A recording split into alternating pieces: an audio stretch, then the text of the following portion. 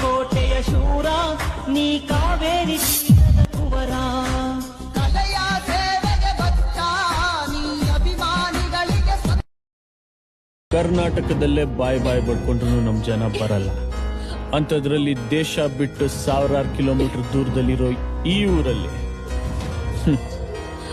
ಯಾವನೇ ಬರ್ತಾನೆ? ಪ್ರಪಂಚದಲ್ಲಿ ಯಾವುದೇ ಮೂಲೆಗೆ ಹೋದ್ರೂ ಒಂದು ಕನ್ನಡದ ಹೆಣ್ಣಿಗೆ ತೊಂದರೆ ಆಗ್ತಾ ಇದೆ ಅಂತ ಗೊತ್ತಾದ್ರೆ ಅವಳ ಕಾಪಾಡೋದಕ್ಕೆ ದೇವ್ರು ಬಂದೇ ಬರ್ತಾನೆ. ಸಪೋಸ್ ಅವ್ನು ಬಿಸಿ ಇದ್ದಲ್ಲಿ ನನ್ನಂತವ್ರನ್ನ ಕಳಿಸ್ತೀನಿ.